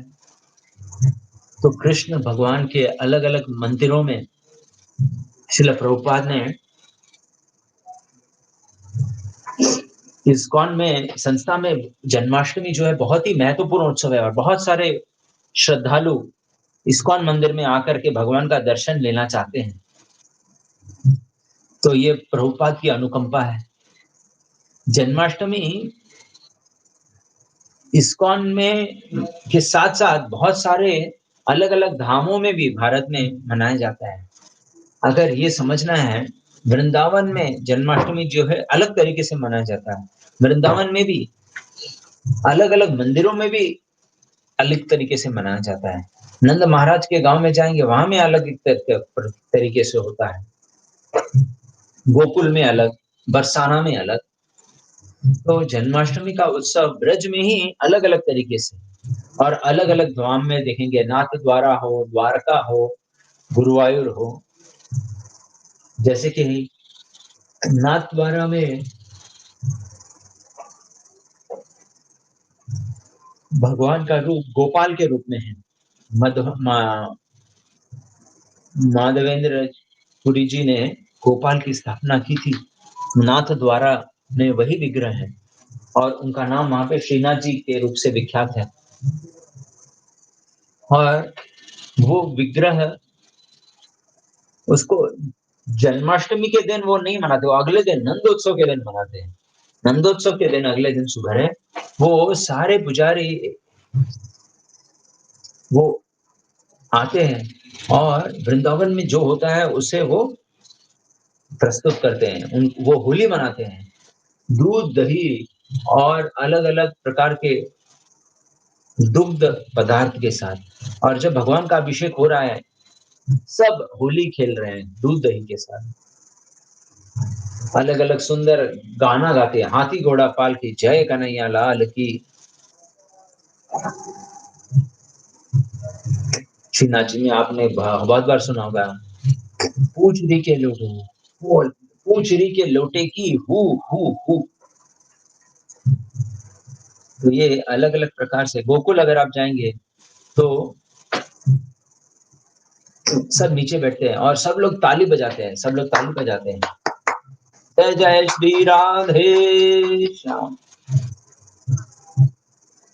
तो हर स्थान का अलग एक तरीका है जन्माष्टमी मनाने का। द्वारकाधीश में भी जन्माष्टमी का उत्सव अलग तरीके से मनाया जाता है। श्रीनाथ जी के एक अच्छा सुंदर लीला है कि गोपाल जी का नाम श्रीनाथ जी क्यों पड़ा?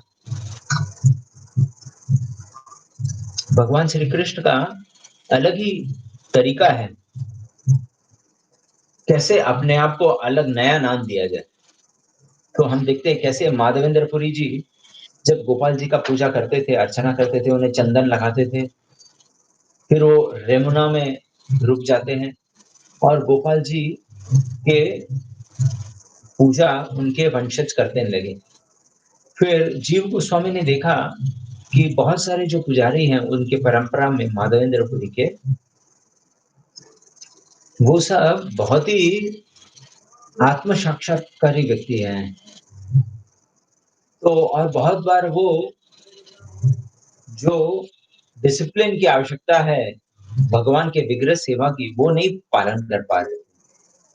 तो उन्होंने सोचा कि ये गोपाल जी का सेवा उसको हमें ऐसे व्यक्ति को सपोर्ट करना है जिसको भगवान के प्रति प्रेम है, साथ ही साथ डिसिप्लिन भी है, अनुशासन भी है।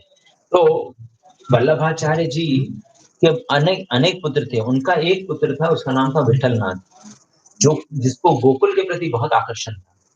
वो जतिपुरा में नहीं, वो गोकुल जाते रहते थे।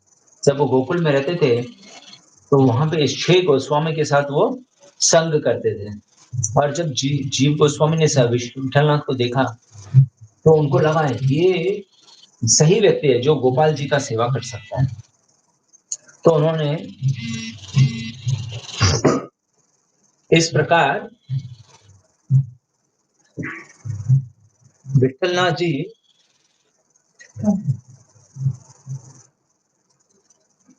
जैसे कि चैतन्य महाप्रभु हमसे कहते थे कि गोवर्धन के ऊपर चलना नहीं है, तो विठलनाथ जी से कहा कि आप बहुत, आपके हृदय में बहुत ही भक्ति भक्ति है, तो आपको अनुमति है, आप ऊपर चढ़ करके आप सेवा कर सकते हैं। तो श्रीनाथ जी का नाम कैसे पड़ा? ये कथा जो बताते हैं भक्त विठलनाथ के 7 पुत्र थे और उनकी शादी हो गई थी। एक दिन एक जो चूड़ी बेचने वाला व्यक्ति उनके घर आता है। गाँव में इस समय आप देखते हैं बड़ा एक डब्बा लेके आते हैं, अलग-अलग चूड़ियों के साथ में, काँच के चूड़ियों के साथ। अलग-अलग रंग में, चूड़ी ले लो, तब विठलनाथ अपने बरामदे में बैठे थे और उसको आवाज़ आए। तो उन्होंने कहा, बोला कि अरे आ जाओ इधर, मेरे जो बहुरानी हैं, उन सबको उन सबको चूड़ियाँ देना। तो सब घूंघट डाल के आए। तो अपने-अपने हाथ को आगे करते थे और सबके हाथों में बहुत सारी चूड़ियाँ डाल दी और सब आवाज़ करने लगे हैं। फिर वो सब अंदर चले गए। फिर विठलनाथ को अभी पैसा देना था उनको, बोले कितना? वो बोले 16 हाथ। वो बोले 16 कैसे? मेरे 8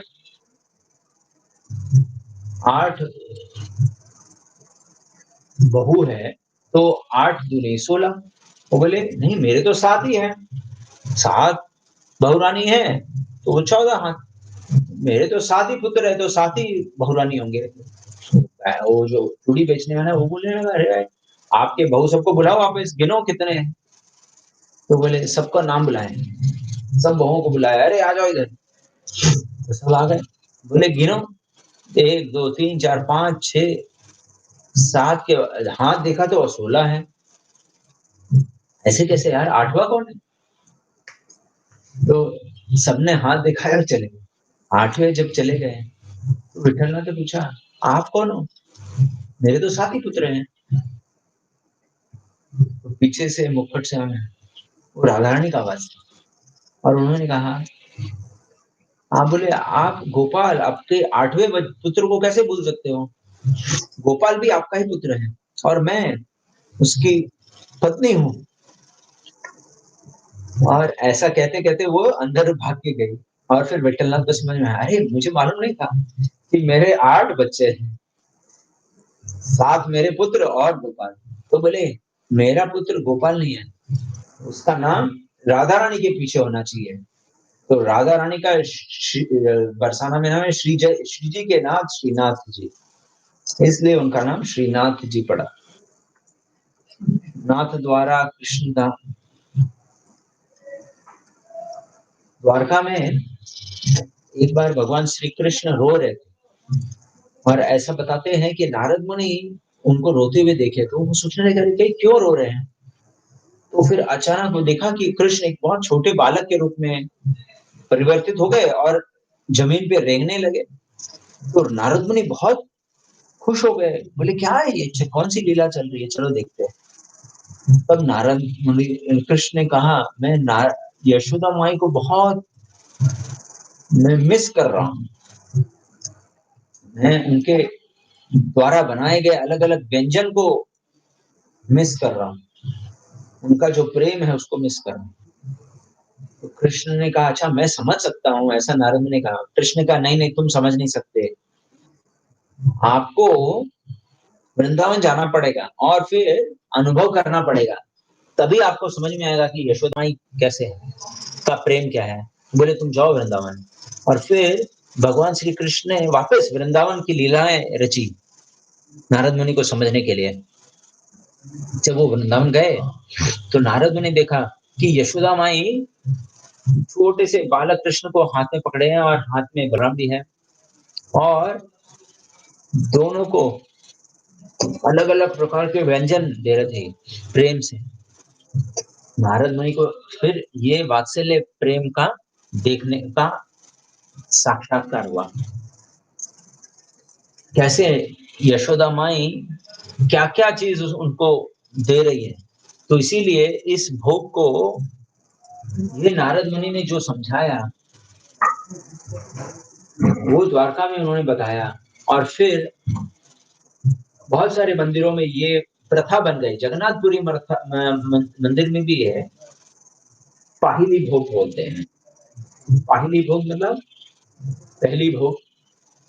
पाहिली भोग जो है ये नारद मुनि के धनु संक्रांति से लेके मकर संक्रांति तक पूरा ये विवरण बताया गया है, जो कि यशोदा माई अर्पित करते हैं। तो जब मैंने ये पाहिली भोग में क्या क्या प्रस्तुत करते हैं, तो मैंने जब समझा पाहिली भोग में होता है क्या क्या, कुछ कुछ नाम उसमें, उसका वो क्या है मैं बताता हूँ बाद में। बड़ो झिली, बड़ी एंदुरी, बड़ा बड़ा काकड़ा, आरिशा, मोर, चढ़ई नेरा, लड्डू, खाजा, दैठा, मंदा, चटू, चूड़ा पोहा, ये सब पहली भोग में, पाहिली भोग में अर्पित होता है।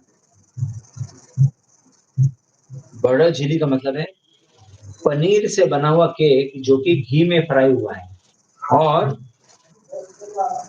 हाँ, मीठे कंडेंस मिल्क में उसको डुबाया हुआ। दाल एंदुरी जो है वो चावल और नारियल का पेस्ट से वैसे बनाया जाता है, और इसे हल्दी के पत्ते में लपेट कर उसे स्टीम किया गया है, मेंदू वड़ा जैसे। काकेड़ी या काकड़ा ये रवे से बनाया गया, और उसमें पनीर और कैम्फर डाला हुआ रहता है। अरीसा ये चावल और चावल, पिसा हुआ चावल गुड़ के साथ बनाया जाता है, जो घी में फ्राई होता है। ये सब पहली भोग में अलग अलग भोग में जमा होता है। तो ये हर दिन भगवान को भोग में लगता है सुबह। तो इस प्रकार कृष्ण जन्माष्टमी को अलग अलग तरीके से मनाया जाता है। तिरुपति में भी अलग उत्सव मनाया जाता है बालाजी का। जब प्रभुपाद जी बालाजी तिरुपति गए थे तो उन्होंने कहा, बाल मतलब कृष्ण, जी मतलब, जी का मतलब सर, तो कृष्ण है वो, उनके दो ही हाथ हैं, एक हाथ में वरद हस्त है, जो सबको आशीर्वाद दे रहे हैं और दूसरे हाथ में जहाँ पे वो कहते हैं कि आइए आप मेरा आश्रय लीजिए। तो ये जो बाल स्वरूप का पूजा होता है, वो बहुत ही ऑ एंड रेवरेंस यानी बहुत ही अम, आदर और सत्कार के साथ किया जाता है। एक बालकृष्ण का मंदिर है, उसमें संतन गोपाल भी हैं, उनको और यशोदा माई के विग्रह को भी बाहर ले आया जाता है और बहुत सुंदर नाच, गाना, नाटक सब होते हैं इस गा गार्डन में। इस प्रकार अलग-अलग धाम में अलग-अलग प्रकार से कृष्ण जन्माष्टमी का उत्सव मनाया जाता है। जैसे कि श्रील प्रभुपाद बताते हैं कि गोविंद का नाम कैसे पड़ा भगवान कृष्ण को, कि जब नारायण जी इस भौतिक दुनिया में आते हैं श्रीनिवास के रूप में और कलयुग के लोगों के लाभ के लिए वो लीला करते हैं। तो एक बार उनके पास कुछ खाने को नहीं था, लक्ष्मी देवी कोल्हापुर चले गई थी और वो भूखे पेट इधर-उधर भटक रहे थे। वो अगस्त्य ऋषि के आश्रम पे पहुँचे और वहाँ बहुत सारे गायें थी। तो श्रीनिवास ने उनसे आग्रह किया, "अरे! मुझे कुछ गाय दे दीजिए, मैं उनकी सेवा करूँगा और दूध भी ले सकता हूँ।" तो बोले, "आप तो नारायण हैं, आप कैसे अकेले आ सकते हो? आप तो लक्ष्मी नारायण हैं, आपको हमेशा लक्ष्मी जी को साथ में ले आना पड़ेगा। वो तो कोल्हापुर में है, उनको कैसे ले आऊँ?" तो बोले, "अच्छा एक काम करो, आप शादी करके उनको लेके आना।" तो इस प्रकार से अगस्त्य ऋषि और नारायण के बीच में अलग लीला है। तो फिर बाद में पद्मावती जब आई, तब अगस्त्य ऋषि ने श्रीनिवास और पद्मावती दोनों भी अगस्त्य ऋषि के पास लेने आए और अगस्त्य ऋषि उसी समय सुबह के कुछ कार्य अनुष्ठान के लिए बाहर गए थे। तो उन्होंने बोले, "जब मैं आऊँगा अपने पत्नी के साथ तो वो मुझे एक गाय देंगे।" तो मैं आ गया लेकिन अभी उनका शिष्य था ये।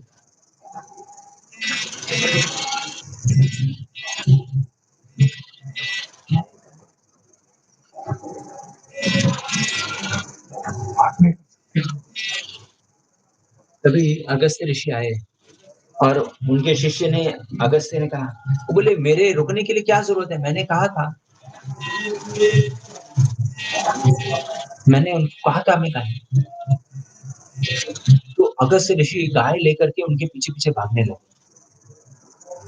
ज़ोर-ज़ोर से चिल्लाने लगे और श्रीनिवास को बुलाना था और पद्मावती को ज़ोर-ज़ोर से चिल्लाने दे रहे हैं। लोकल तेलुगु लैंग्वेज गो गोविंद गोविंदा वो बोले गो यानी गाय इंदा इंदा मतलब ले लो तो गो इंदा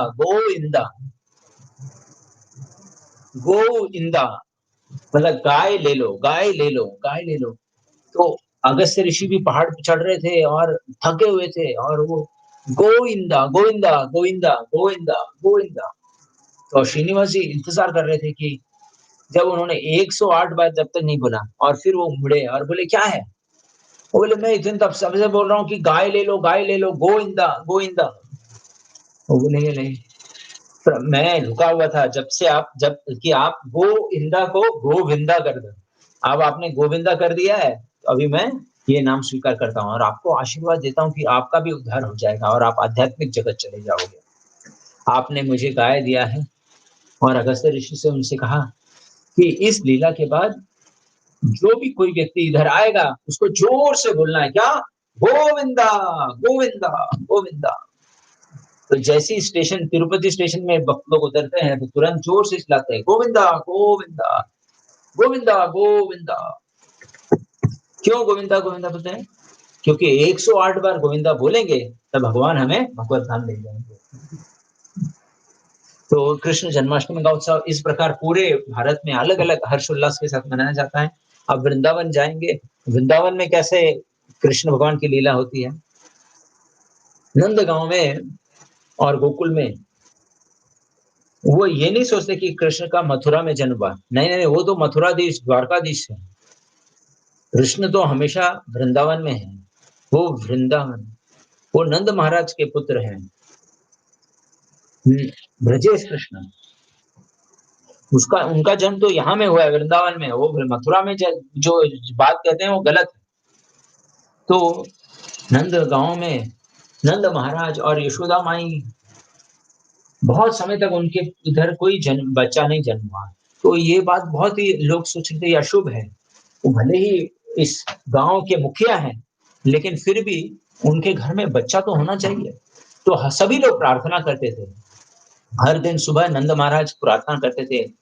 स्नान करके वो अशेश्वर महादेव जी के घर के द्वार जाकर के प्रार्थना करते। तो नंद महाराज वहां जाकर के अशेश्वर कुंड में स्नान करते थे और फिर अशेश्वर महादेव जी से प्रार्थना करते। उनको लेकिन ध्यान था कि जब सुबह सुबह मैं जाऊंगा तो उस समय ब्राह्मण लोग भी आते वहां स्नान करने, और सुबह सुबह अगर उन्होंने मुझे देखा तो ये उनके लिए शुभ नहीं है। तो 4 साढ़े 4 बजे ब्राह्मण लोग आते थे स्नान करने। उनसे न मिलने के लिए नंद महाराज ने क्या किया, वो और भी जल्दी उठ जाते थे और सुबह सुबह जाकर के आशीश्वर महादेव जी के कुंड में जाके स्नान करते थे, और ताकि वो ब्राह्मणों के साथ मुलाकात ना करें, क्योंकि उनके कोई बच्चे नहीं थे। वो अशुभ नहीं उनका दिन करना चाहते। कुछ गलती की वजह से उस दिन नंद महाराज लेट हो गए, और जब वो भाग रहे थे स्नान करके, उसी रास्ते में सारे ब्राह्मण भी आने लगे। जैसे ही उनको देखा तो उन्होंने सारे ब्राह्मणों को दंडवत किया। सारे ब्राह्मण बहुत खुश हो गए। सुबह सुबह सबने हाथ उठा करके बुलाया, आपको पुत्र प्राप्ति हो, पुत्र प्राप्ति हो, सबने कहा। तो नंद महाराज इतने खुश हो गए, वो हंसते मुस्कुराते खुशी खुशी चलने लगे। फिर ब्राह्मण लोगों ने सोचा, अरे हमने उसको आशीर्वाद दिया है, लेकिन इतने समय से उसको अभी तक पुत्र नहीं प्राप्त हुआ। अगर ऐसा नहीं हुआ तो हमारा जो आशीर्वाद है वो विफल हो जाएगा। तो सारे ब्राह्मण ने सोचा कि अभी चलो हम आशेश्वर महाराज जी के मंदिर में हम बहुत बड़ा यज्ञ करेंगे, और वहां पे यशोदा और नंद महाराज को यजमान बना करके ये यज्ञ करेंगे। तो एक गोपाल यज्ञ किया उन्होंने आशेश्वर महादेव मंदिर के प्रांगण में, और आहुति देते समय यज्ञ से भगवान आते हैं। सब नहीं देख सकते थे, लेकिन भगवान आए और नंद महाराज के हृदय में प्रवेश किए, और फिर वहां से यशोदा माई के हृदय में, और फिर यशोदा माई के गर्भ में। जैसे मैंने बताया पहले भी, भगवान श्री कृष्ण आते समय उनके भक्तों का संग होना बहुत आवश्यक है। तो इससे पहले मधुमंगल, वो भी वृंदावन में नहीं थे। कृष्ण भगवान के आविर्भाव से मधुमंगल और उनकी माँ पौर्णमासी वो वृंदावन में आते हैं। वो अवंतिका से आते हैं, और जब वो आते हैं सबको मालूम पड़ा कि अरे ये पौर्णमासी ये बहुत ही अद्भुत है, जो भी कहती है वो सच हो जाता है। तो उन्होंने इसको बोला, यशोदा को बच्चा होगा तो उनको लगा कि बच्चा होगा, तो वो भी सोचा अरे उनका जो बच्चा है वो भी बहुत ही अद्भुत है। उसको लड्डू बहुत पसंद है मधुमंगल को।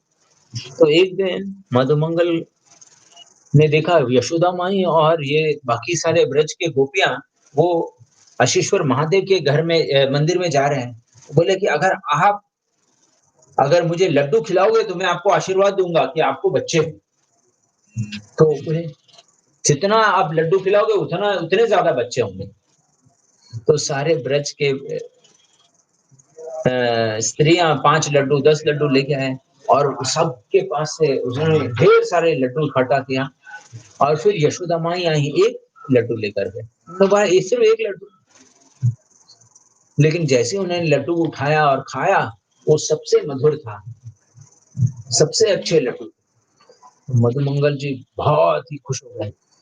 उस लड्डू खा करके वो पूरे तरीके से मुग्ध हो गए। बोले सबको बहुत सारे बच्चे मिलेंगे, लेकिन यशोदा माई ने एक ही लड्डू लाया, लेकिन बहुत ही अद्भुत था। तो एक बच्चा होगा, लेकिन बहुत ही अद्भुत रहेगा। ये वृंदावन धाम का रस है, जहाँ ब्रज में सब समझते हैं कि कृष्ण जो है नंद महाराज और यशोदा के पुत्र हैं। ये वृंदावन धाम की लीला है, अलग-अलग लीलाएँ करते हैं।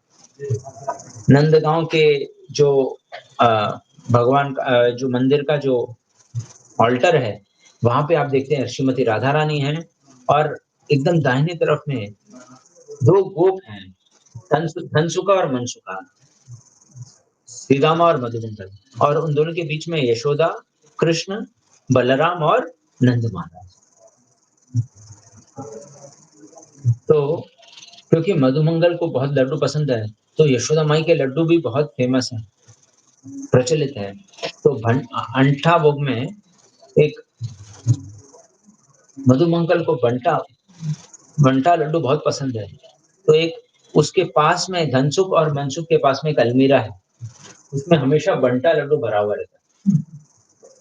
उधर उस आल्टर में बताते हैं विश्वरूप प्रभु कि बलराम जी नंद महाराज के पास में है और कृष्ण यशोदा माई के पास और उन दोनों को एक ही ड्रेस पहनाया जाए, एक ही जैसा। लेकिन हमेशा कृष्ण को या ताकि उनके दोनों के बीच में लड़ाई ना हो, तो कृष्ण को हमेशा ज़्यादा चाहिए। तो एक कृष्ण के सामने प्लेट है, एक बलराम के सामने और यशोदा माई के सामने भी एक प्लेट रखे ताकि वो जो है कृष्ण को मिलता रहेगा क्योंकि यशोदा माई हमेशा कृष्ण को खिलाती है ताकि बलराम जी भी क्रोधित ना हो। तो भगवान कृष्ण की अद्भुत लीलाएं, कृष्ण जन्माष्टमी का महोत्सव जो है ये पूरे दुनिया में मनाया जाता है और इस्कॉन संस्था में भगवान कृष्ण का आविर्भाव भी बहुत ही अद्भुत है। कृष्ण के अलग-अलग लीलाएँ के रूप में कृष्ण भावनामृत में भी जो विग्रह है, उन्होंने पूरे दुनिया में भगवान श्री कृष्ण के विग्रह की पूजा स्थापित की। राधा रास बिहारी मंदिर है बम्बई में, जहाँ भगवान श्री कृष्ण ने स्वयं कहा, प्रभुपाद जी ने कहा कि आप अगर यहाँ रहोगे तो मैं इस स्थान में आपके लिए एक मंदिर बनाऊँगा। तो प्रभुपाद जी ने उस छोटे से कुटिया में राधा रासबिहारी जी का विग्रह को स्थापित किया। हमें कुछ भी नहीं था। कुछ और फिर क्योंकि प्रभुपाद जी ने ये वचन दिया और उनको यहाँ पे रुकने को कहा, इसलिए प्रभुपाद जी के इच्छा के अनुसार वहाँ पे सुंदर मंदिर स्थापित हुई राधा रासबिहारी जी के। तो भगवान श्री कृष्ण श्रील प्रभुपाद के खुशी के लिए आविर्भाव लेते हैं और फिर हम देखते हैं वो मायापुर पहुंचे और वहां में कलकत्ता में बहुत बड़े-बड़े पंडाल कार्यक्रम किए और फिर वहां पर एक एक कुटिया में राधा माधव के विग्रह को स्थापित किया और फिर उन्होंने कहा यहाँ पे इतना बड़ा मंदिर बनेगा जहाँ पे वैदिक प्लानिटोरियम होगा। सब सोचने लगे कब होगा, कहाँ होगा, कैसे होगा? लेकिन प्रभुपाद जी की दूरदृष्टि थी। तमाल कृष्ण जी ने कहा, कब होगा, कहाँ होगा? प्रभुपाद ने कहा, हमारे तमाल कृष्ण हमेशा सोचते रहते हैं पैसा कहाँ से आएगा? हमारे पास राधा माधव है। माधव मतलब जो लक्ष्मी देवी के पति हैं, तो लक्ष्मी आराम से आएगा, कोई चिंता न मत करो। और फिर सुंदर अभी मायापुर मंदिर बन रहा है। अभी टेम्पल ऑफ वैदिक प्लानिटोरियम भी बन रहा है वहाँ पे, बहुत जल्द ही उसका भी तो ये सब पंच तत्वों की अलग-अलग लीलाएँ कृष्ण बलराम जी का मंदिर है वृंदावन में। श्रील प्रभुपाद ने पूछा गया कि आप राधा कृष्ण की पूजा क्यों नहीं करते? हमारा मंदिर अलग है। हमारे मंदिर में कृष्ण बलराम है। क्योंकि यहाँ में जब लोग आएँगे, वो बलराम जी के पास जाएँगे। जो भी उनकी तकलीफ है, वो बलराम जी के पास में आएँगे और बलराम जी सारे उसके जो दुःख है, उसको दूर कर देंगे। रमण रेखी है ये। तो यहाँ पर कृष्ण बलराम जी का मंदिर रहेगा। कैसे वहाँ के विग्रह हैं मालूम नहीं है, लेकिन उसके भी अलग-अलग लीलाएँ होंगी। एक अमेरिका में एक विग्रह है, लंदन में एक विग्रह है, कैसे भगवान प्रभुपाद जी लंदन गए और एक भारतीय व्यक्ति के घर में जो विग्रह थे और उसे प्रभुपाद जी ने अपहरण करके उन्हें लाडा राधा लंदनेश्वर के रूप में स्थापित किया और फिर राधा पेरिसेश्वर का भी उन्होंने फ्रांस में स्थापना की, सारे पेरिस के निवासियों को आकर्षित करने के लिए। और फिर सैन फ्रांसिस्को में भगवान श्री कृष्ण वहाँ पर जगन्नाथ जी के रूप में अवतार लेते हैं और श्याम सुंदर प्रभु को प्रभुपाद जी ने पूछा आग्रह किया कि आप जगन्नाथ जी का विग्रह बनाएं और फिर वैसे ही श्रील प्रभुपाद जयपुर गए थे।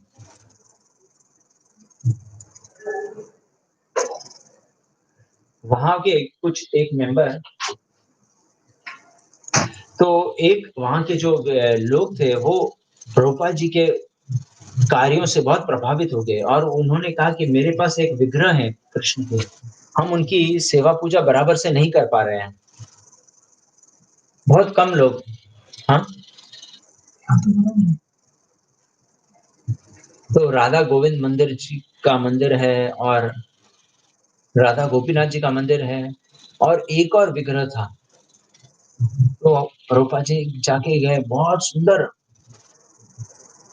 6 फीट के करीब विग्रह थे। तो प्रभुपाद जी ने कहा ठीक है, हम ये विग्रह को लेंगे और इनकी सेवा करेंगे। और फिर कितने लोग हैं व्यूअर, तब बहुत सारे लोग आए डैलस में, काला चांद जी उनका नाम रखा था, काले रंग में थे।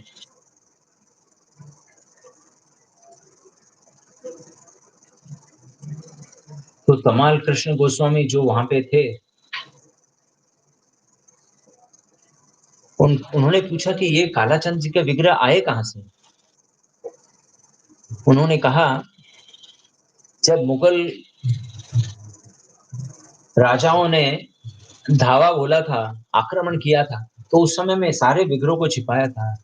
तो भगवान श्री कृष्ण यहाँ से जयपुर चले गए और वृंदावन से जयपुर गए और जयपुर में से वहां से वो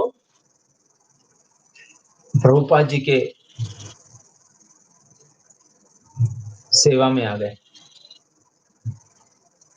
तो कालाचंद जी के विग्रह के अनुसार प्रभुपाद जी ने एक श्रीमती राधा रानी के विग्रह की स्थापना की।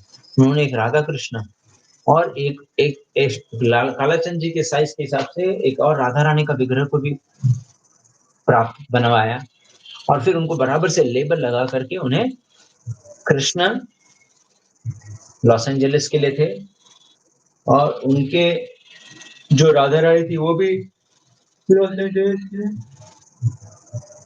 और फिर कस्टम ऑफिस में ऐसा ही कंफ्यूजन हो गया। जब वो अमेरिका गए तो राधा रानी लॉस एंजलिस वाले और डैलस के जो राधा रानी थे वो दोनों एक्सचेंज हो गए।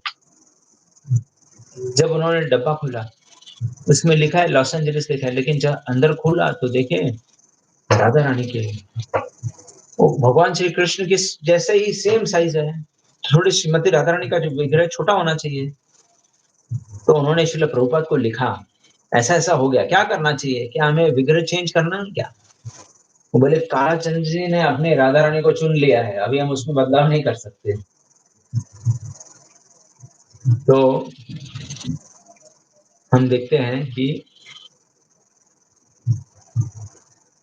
राधा रानी कालाचंद जी के बहुत ही छोटे हैं और लॉस एंजलिस में हम देखते हैं कि वो भगवान श्री कृष्ण और श्रीमती राधा रानी के विग्रह दोनों का विग्रह एक जैसा ही है। शायद बिना पगड़ी के श्रीमती राधा रानी का विग्रह थोड़ा बड़े भी हो सकते हैं। तो ये भगवान श्री कृष्ण के विग्रह की अलग अलग लीलाएं हैं जो कि श्रील प्रभुपाद के साथ उन्होंने किया। ऐसे अनेक सुंदर बहुत सारे लीलाएं हैं, कैसे भगवान का आवर आविर्भाव हुआ अवतार होता है इस्कॉन में और हम पहली बार है हम ऐसा जन्माष्टमी मना रहे हैं जैसे कि पूरे टेम्पल हॉल में बहुत ही कम भक्त लोग हैं। बाकी कुछ भक्त लोग सेवा में व्यस्त हैं, आरती कर रहे हैं, ड्रेसिंग कर रहे हैं, भगवान के लिए कुछ होगा बना रहे हैं, लेकिन मंदिर में के हॉल में बहुत कम भक्त हैं। कुछ भक्त लोग को जिन्हें क्लास देना था वो सब कुछ और स्थान में हैं। तो एक बहुत बड़ा उत्सव है लेकिन बहुत कम भक्त लोग हैं। तो जब हम देखते हैं, जब भगवान कृष्ण का जन्म हुआ तो 2 प्रकार का जन्माष्टमी मनाया गया। एक तो गोकुल में नंद महाराज और यशोदा माँ के द्वारा और दूसरा था देवकी और वसुदेव ने कंस के कारागार में जो उन्होंने जन्माष्टमी मनाया था। हर साल हम जन्माष्टमी नंद महाराज और यशोदा माई के जैसे वृंदावन में मनाते हैं। अनेक भक्तों के साथ बहुत प्रसाद, कीर्तन, लेकिन इस साल हम जैसे लॉकडाउन कंडीशन में मना रहे हैं।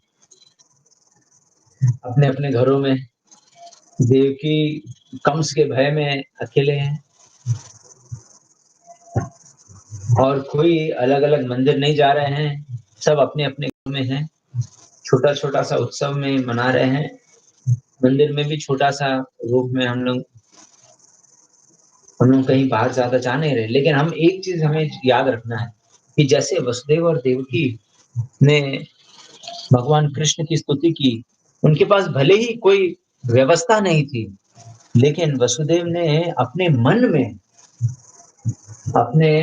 मन में सारे उत्सव को मनाया। एक बहुत बड़ा भोजन बना करके उन्होंने हज़ारों, लाखों लोगों को प्रसाद खिलाया। ब्राह्मणों को, गाय, बैल सबको उन्होंने दान में दिए। सुनहरे चादर, अलग-अलग आभूषण उन्होंने दान दिए और इस प्रकार जन्माष्टमी इस साल 2020 में आज हम जन्माष्टमी बहुत ही अलग तरीके से मना रहे हैं और हम जो भी हमारे पास है वो तो भगवान को अर्पित कर रहे हैं, लेकिन जो हम नहीं कर पा रहे हैं, उसे भी हम अपने जहाँ कहीं भी हो, अपने 56 भोग 108, 1008 पिछले साल राधाष्टमी के दिन 2000 के ऊपर हमारे अलग-अलग भोग हमने भगवान को प्रस्तुत किया। आज के दिन में भी आज हम मन से भगवान को अनेक अनेक पदार्थ भगवान को अर्पित कर सकते हैं। इसी प्रकार से अलग-अलग लेक्चर और कीर्तन में भी हम बहुत उत्साह के साथ मन में कम से कम भाग ले सकते हैं। आज के पूरे दिन में अलग-अलग कार्यक्रम होने वाले हैं। और फिर ऑनलाइन इस बार पहली बार हम लोग ऑनलाइन कलश अभिषेक होने वाला है आज के दिन। यहाँ पे आपके प्रतिनिधि बन करके यहाँ पे और शाम को फिर प्रभु पूज्य राधानाथ महाराज के द्वारा कथा भी है और फिर रात को 12 बजे आरती भी है और फिर कल आज कृष्ण जन्माष्टमी है और कल प्रभुपाद का आविर्भाव दिवस है। श्रील प्रभुपाद की जय। श्रील प्रभुपाद आविर्भाव दिवस की जय। श्री राधाष्टमी की जय। बहुत-बहुत धन्यवाद। हरे कृष्ण।